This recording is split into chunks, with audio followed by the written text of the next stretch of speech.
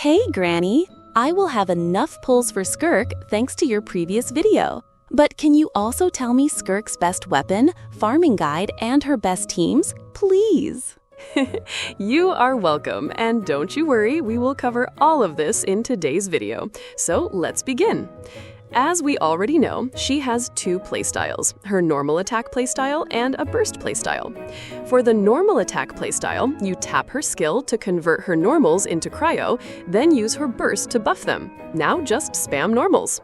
For the burst playstyle, use your supports, hold her skill, and then burst for big AoE cryo damage. Simple.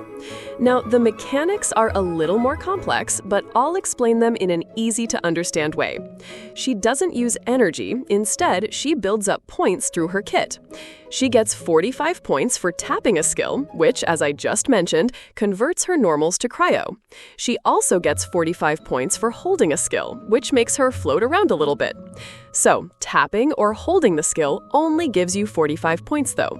So, in order to get the other points needed to hit 50 so that you can use her normal burst, they gave her a special mechanic. When teammates trigger cryo reactions, not including melt, a void rift will appear on the field. 3 can exist at once, and they can be consumed to give Skirk 8 points each. She can consume them either by using a charge attack or burst in her normal attack mode, or when she holds her skill. I know it might sound confusing, but you'll understand it the second you do her trial. The way it works in practice is you use your supports, triggering cryo reactions will make rifts. You switch back into Skirk and hold her skill. Obviously, holding a skill gives her 45 points, and in doing so, she consumes any rifts, giving her 8 points for each consumed. Even if she only consumes one, that'll give her 8 points, taking her up to 53, so she can pop a burst. The more points she has beyond 50, the more damage her burst deals. Now, let's talk about her passive buffs.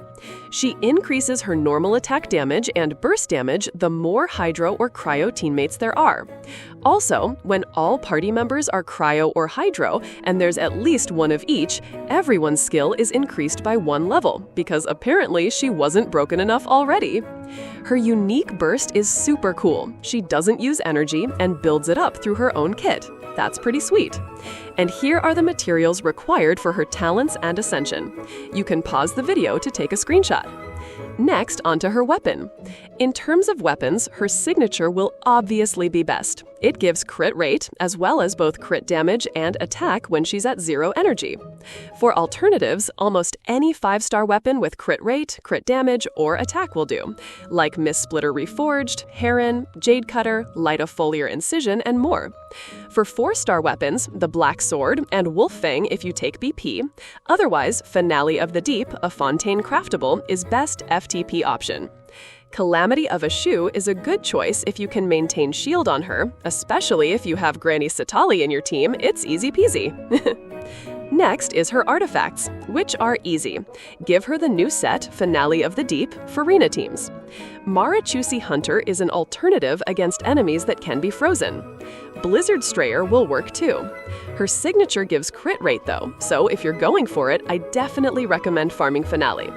Also, with her getting so much damage from her Finale 2-piece, 4-piece, her own passive, and Farina's Fanfare, attack goblets aren't far off in terms of damage.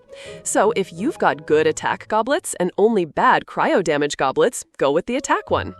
Now, for team compositions, you need to use her in freeze comps strictly to max her damage. So keeping only cryo and hydro characters in team will be enough. Let's have a look towards a simple tier list I made for her teammates. Now, if you have Farina, Escafavia, or both, then you should 100% pull for her.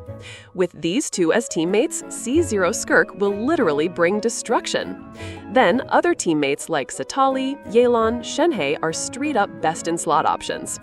If you don't have these 5-star supports, you can use Diona, Mika, Dahlia for extra attack speed and shield, and it also opens up the option to use Calamity of Issue. There is, of course, the option to swap someone out, let's say one of the Hydro units, in favor of another cryo support, like Xingxie. This composition will depend on each player separately, so test it out first and then take the call. Now, in terms of lore, Skirk is Childe's master. She taught him everything he knows about combat when he fell into the abyss.